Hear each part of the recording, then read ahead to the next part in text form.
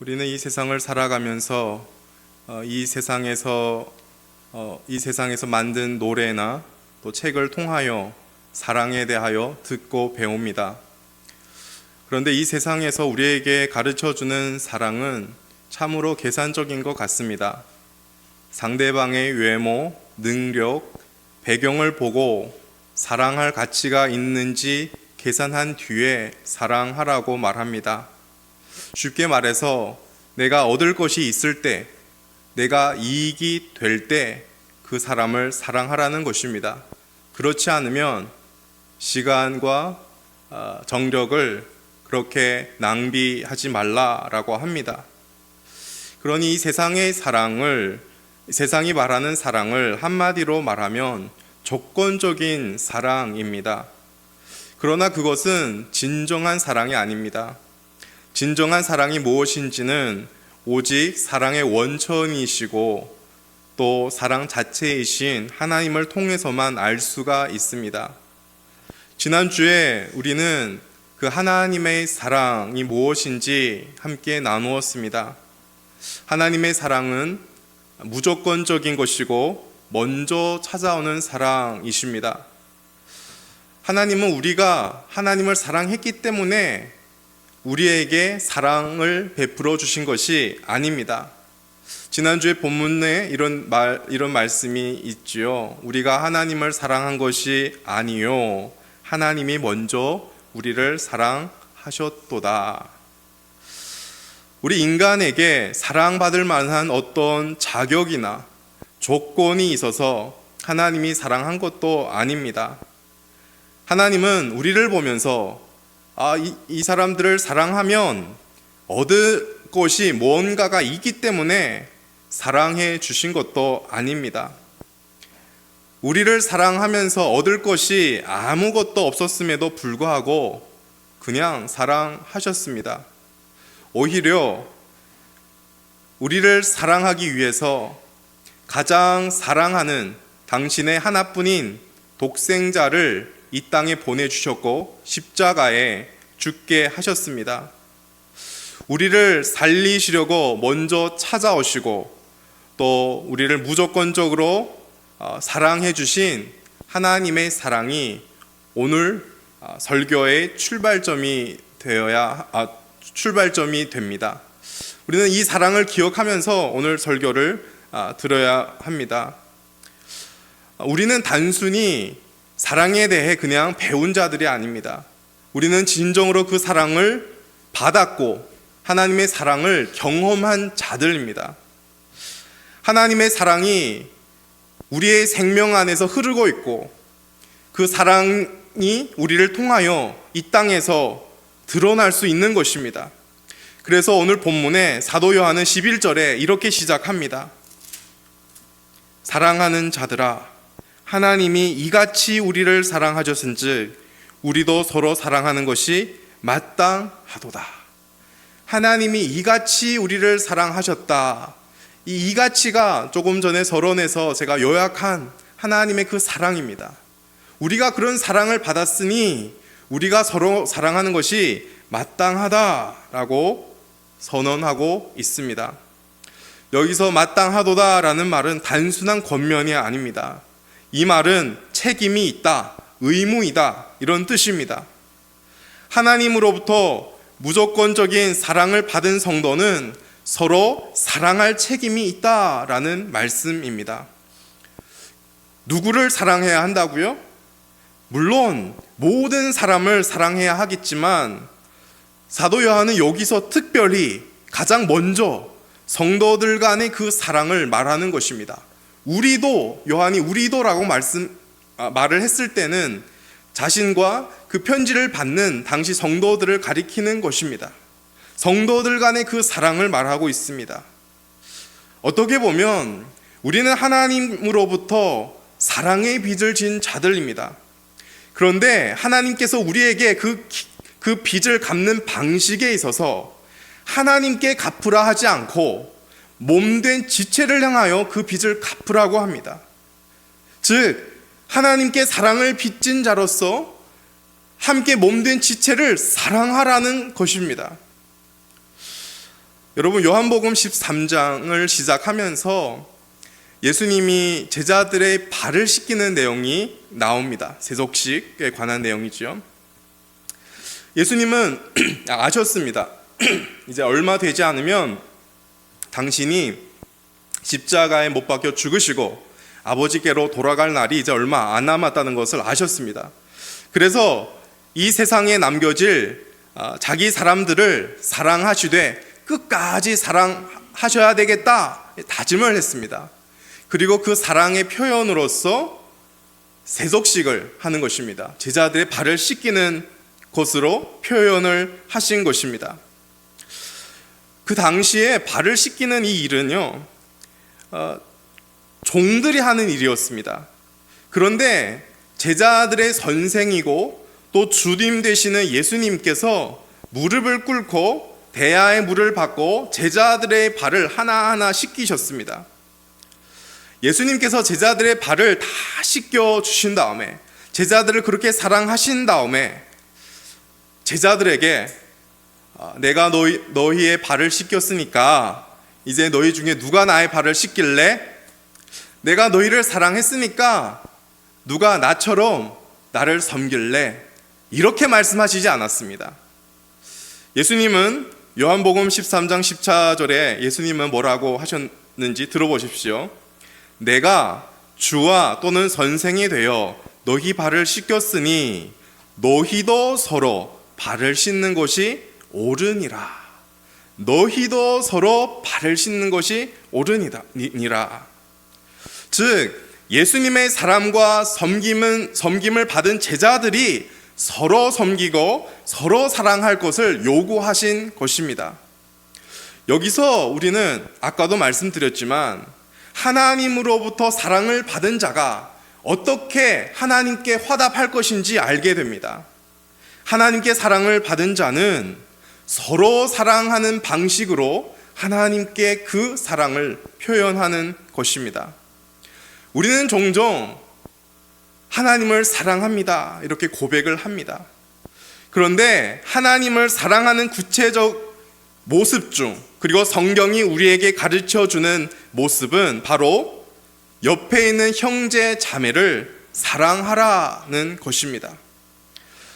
형제 자매를 사랑하라는 이 내용을 사도 요한은 오늘 본문 뒷부분 18절에서 20절에 다시 한번 강조합니다. 18절에서 20절 이제 뒷부분에 가보면 요한은 말하죠. 우리가 사랑할 수 있는 이유는 하나님이 먼저 우리를 사랑했기 때문이다. 하나님의 사랑을 받아 구원의 은혜를 입은 자들에게는 반드시 사랑의 열매가 맺는다라고 말씀합니다. 그러면서 하나님을 사랑한다고 하면서 옆에 형제를 사랑하지 않으면 그것은 거짓말이다라고 말합니다.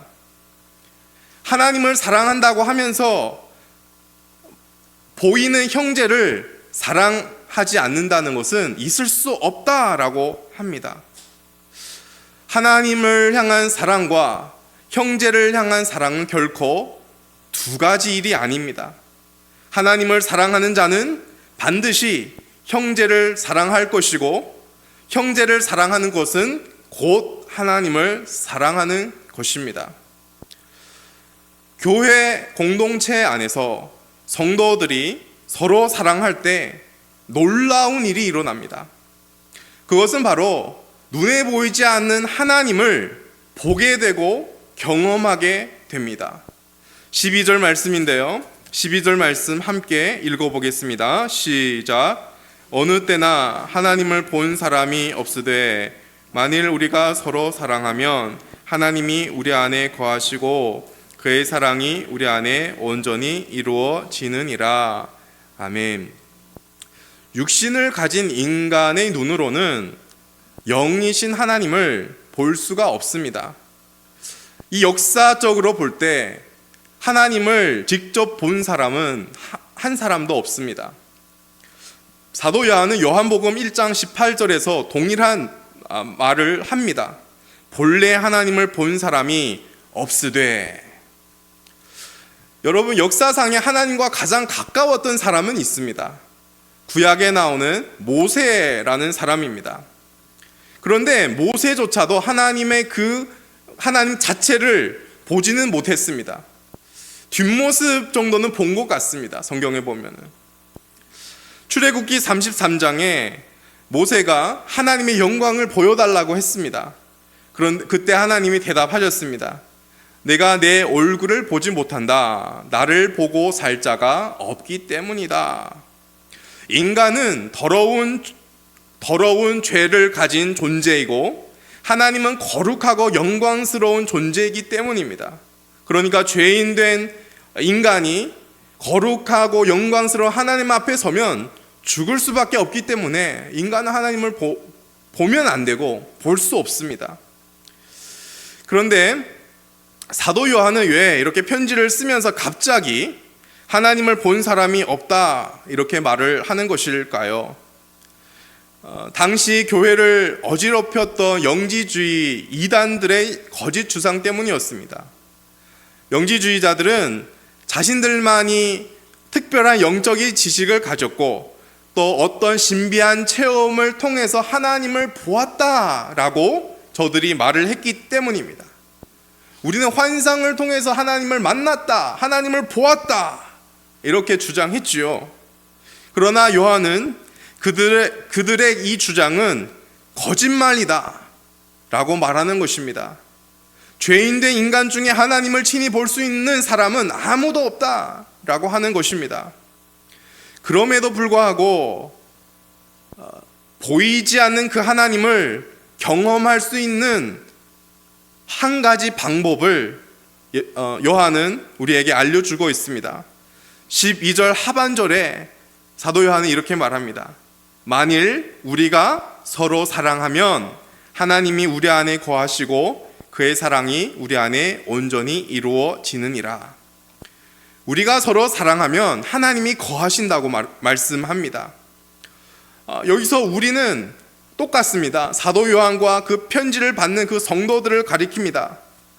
무슨 말이냐면 예수를 믿는 성도들이 서로 사랑할 때 하나님을 볼 수 있다는 것입니다. 하나님은 성도가 서로 사랑하는 그 공동체 안에 함께 거하시기 때문입니다. 하나님은 육신의 눈으로 볼 수 없지만 하나님을 경험할 수 있는 길은 따로 있습니다. 하나님을 경험할 수 있는 길은 다른 데 있는 것이 아닙니다. 환상을 보는 데 있지 않습니다. 기적을 경험하는 데 있지 않습니다. 방언을 말하는 데 있지 않습니다. 요한은 오늘 본문에서 분명하게 말합니다. 성도들이 서로 사랑할 때 그 안에 하나님이 거하시고 그래서 그 하나님을 경험하게 된다라고 말합니다. 이 부분의 이 내용을 주해하면서 윌리엄 바클레 목사님이 이렇게 말했습니다. 바람은 볼 수 없지만 바람이 하는 일은 볼 수 있다. 전기를 볼 수 없지만 전기가 끼치는 영향을 볼 수 있다. 하나님은 볼 수 없지만 하나님이 역사하시는 사랑을 통해 하나님을 볼 수 있다.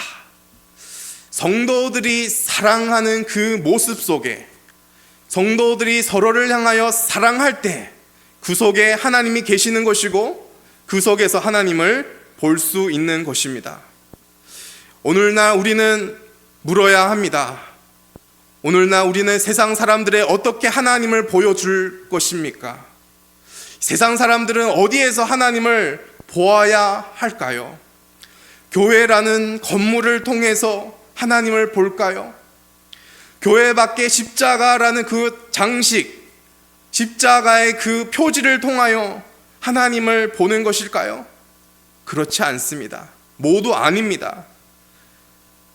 믿지 않은 성도들은 성도들이 서로 사랑하는 모습을 통해서 하나님을 보게 됩니다.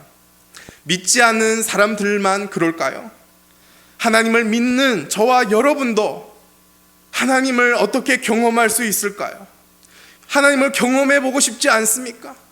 우리 인생에서 우리 삶에 역사하셨던 그 하나님을 경험하고자 하는 그 마음이 우리 안에 있지 않습니까? 어떻게 경험할 수 있습니까? 우리가 교회 지체로서 서로 사랑할 때 하나님이 우리 안에 거하시는 것을 우리가 느끼고 그 하나님을 경험하게 된다라고 요한은 말합니다. 따라서 만약 교회라는 이 공동체 안에서 서로 사랑하는 모습이 이뤄간다면 이 세상은 더 이상 하나님을 볼 수 있는 길이 없는 것입니다. 동시에 성도들도 서로 사랑하는 것이 식어진다면 우리도 하나님을 경험하지 못한 채로 신앙생활을 하게 될 것입니다. 여러분, 교회를 떠나서, 특별히 서로 사랑하는 교회 공동체를 떠나서 하나님을 경험할 수 없으니 어떻게 보면 이것은 교회의 영광입니다. 교회를 통해서만 하나님을 볼 수 있고 교회를 통해서만 하나님을 경험할 수 있기 때문에 이것은 교회인 우리에게 어마어마한 영광입니다. 그래서 칼빈은 교회 밖에는 구원이 없다라는 말까지 했습니다. 교회를 통해서 하나님을 보고 하나님을 만나고 하나님의 사랑을 행하고 교회를 떠나서는 그 모든 것은 할 수 없기 때문에 교회는 영광스러운 것입니다. 그러니까 오늘날 교회가 교회다워지기 위해서 가장 먼저 회복해야 할 것이 있다면 성도들이 서로 간의 그 사랑일 것입니다. 그러니 서로 사랑하는 것은 우리 모든 성도의 책임이기도 합니다. 그렇다면 서로 사랑함으로 하나님을 드러내는 이 영광스럽고도 어떻게 보면 무거운 책임, 우리는 어떻게 감당할 수 있을까요? 솔직히 사랑하라라는 말을 들으면 어떻습니까? 마음이 무겁지요. 내가 사랑할 수 있을까 하는 의심이 들 때도 있지요. 그 말을 자체를 듣고 싶지 않지요. 우리의 본성 때문입니다. 우리는 본질상 진노의 자녀들이었고 우리 뼛속까지 이기주의적인 존재들입니다. 나밖에 모르는 사람들이지요. 그런 우리 자신 안에 누군가를 조건 없이 사랑할 수 있는 능력은 조금도 존재하지 않습니다. 우리는 결코 우리 스스로의 힘으로, 나의 결단, 나의 의지만으로 누군가를 사랑할 수 있는 것이 아닙니다. 우리가 사랑할 수 있는 능력과 힘은 어디에 있을까요? 하나님께 있는 것입니다. 그래서 사도 요한은 13절에 이렇게 말씀합니다. 그의 성령을 우리에게 주심으로 우리가 그 안에 거하고 그가 우리 안에 거하시는 줄을 아느니라.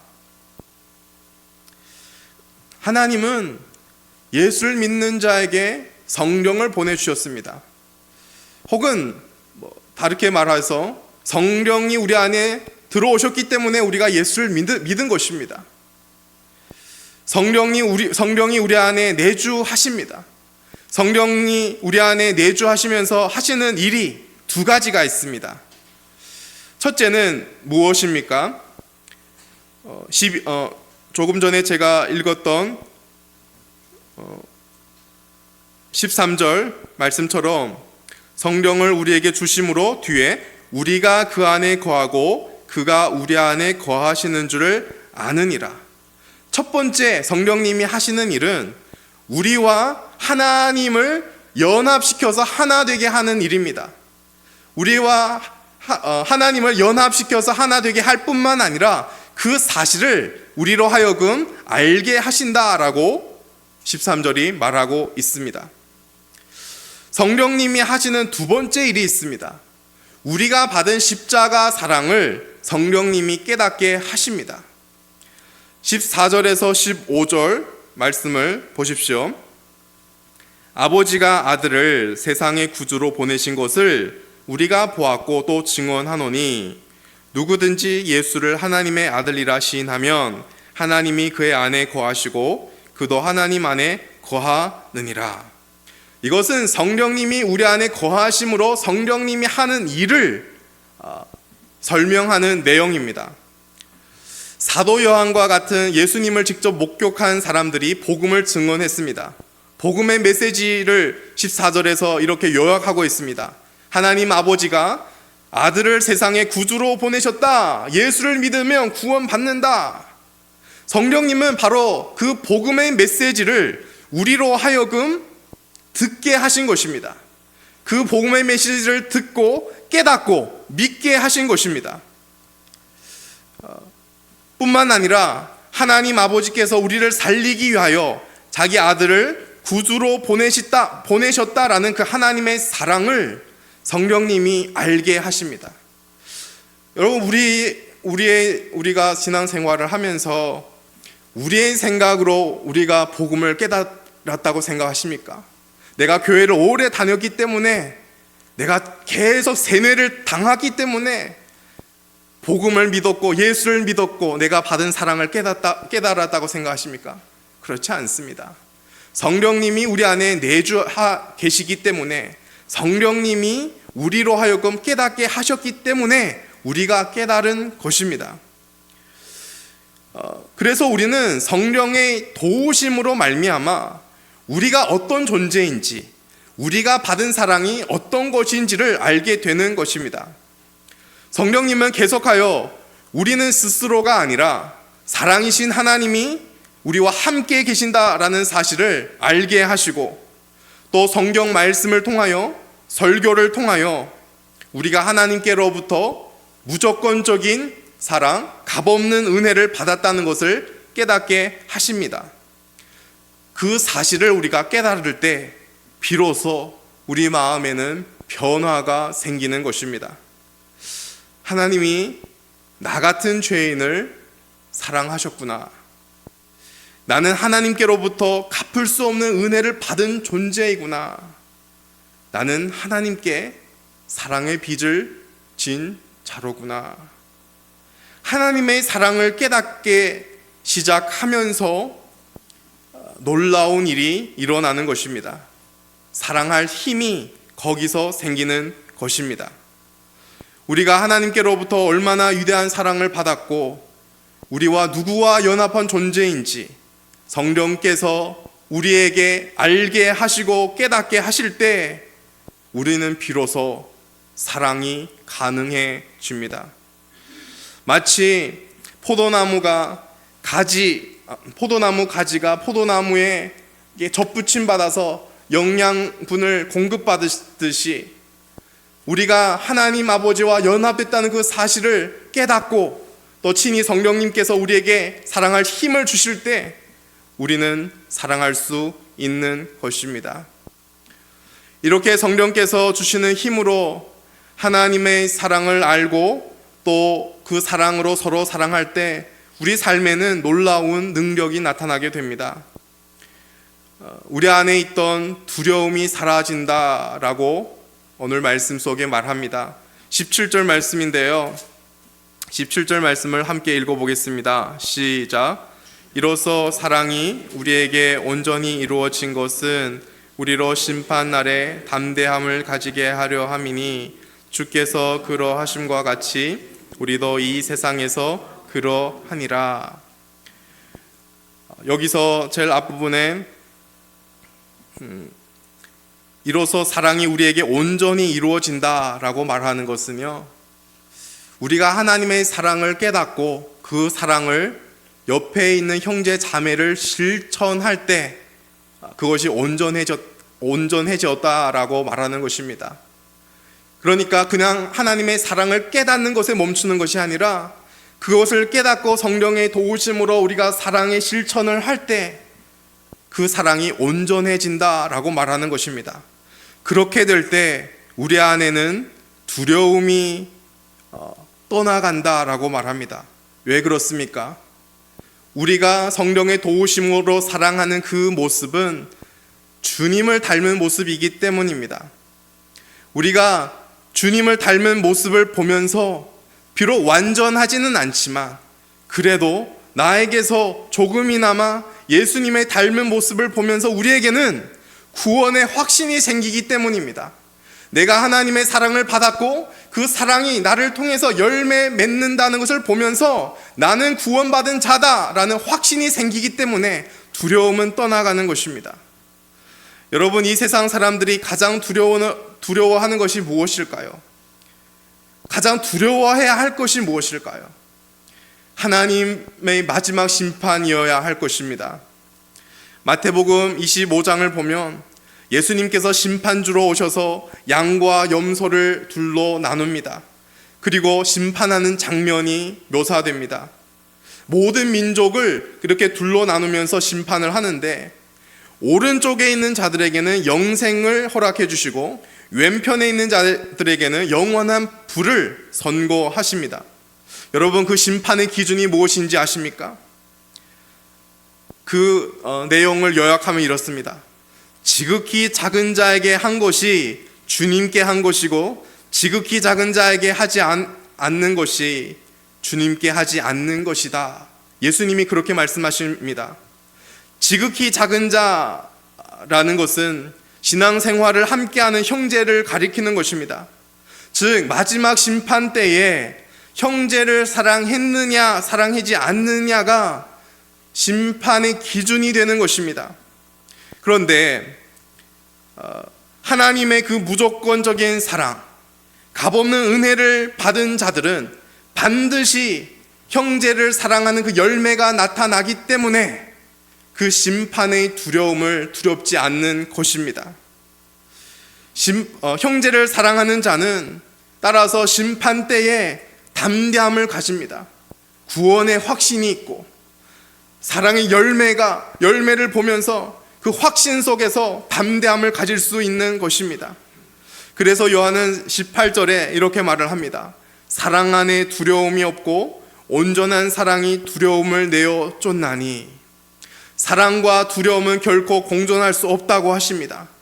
심판에 대한 두려운 자들은, 두려워하는 자들에게는 형벌은 따르게 됩니다. 하지만 하나님의 사랑 안에서 형제를 사랑할 때 그 심판의 두려움은 완전히 떠나가게 됩니다.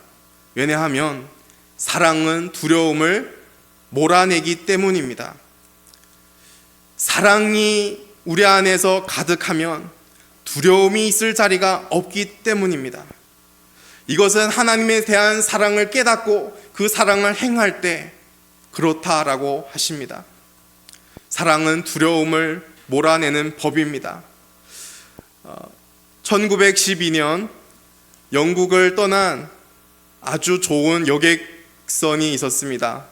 타이타닉호라는 여객선이었습니다. 그런데 그 여객선이 침몰했습니다.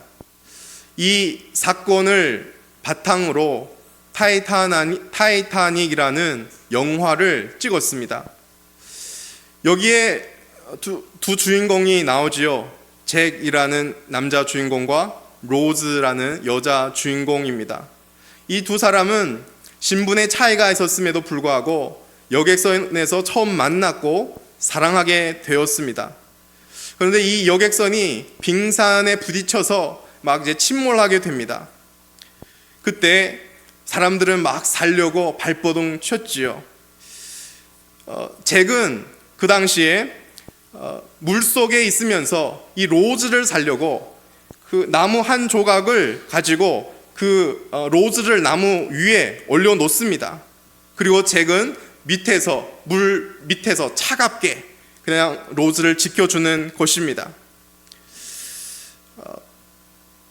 잭은 자신도 살 수가 있었지요. 그런데 로즈라는 이 여인을 너무 사랑하기 때문에 자기가 죽는 것을 두려워하지 않는 것입니다. 이것이 사랑의 힘이 아닐까 싶습니다. 우리를 향한 하나님의 사랑에 대해서도 다시 한번 생각해 보십시오. 우리를 사랑하신 하나님은 우리를 구원해 주시기 위하여 스스로 인간이 되는 것을 두려워하지 않았습니다. 하나님이 인간이 된다. 상상할 수도 없는 일이지만 우리 주님은 그것을 두려워하시지 않았습니다.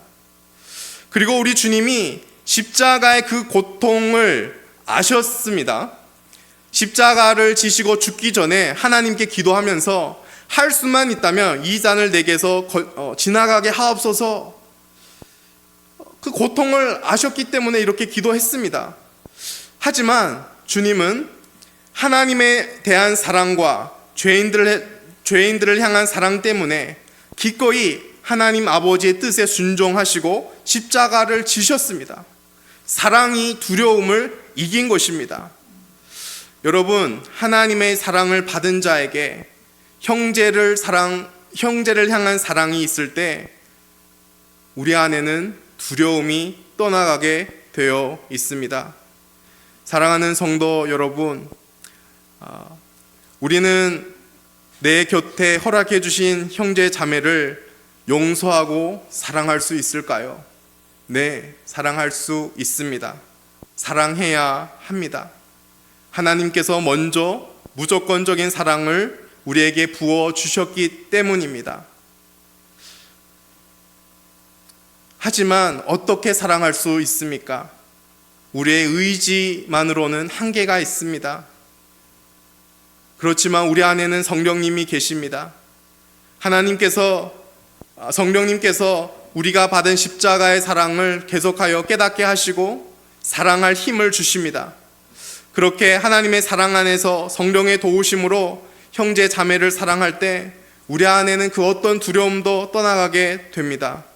그렇게 사랑할 때 이 세상은 보이지 않는 하나님을 보게 될 것이고 우리 또한 보이지 않는 하나님을 오늘의 이 험악한 삶 속에서 경험하게 될 것입니다. 오늘 우리 이 시간 하나님께 성령의 도우심을 구하면서 다시 사랑의 회복을 간구하는 수요 기도회가 되기를 예수님 이름으로 축복드립니다.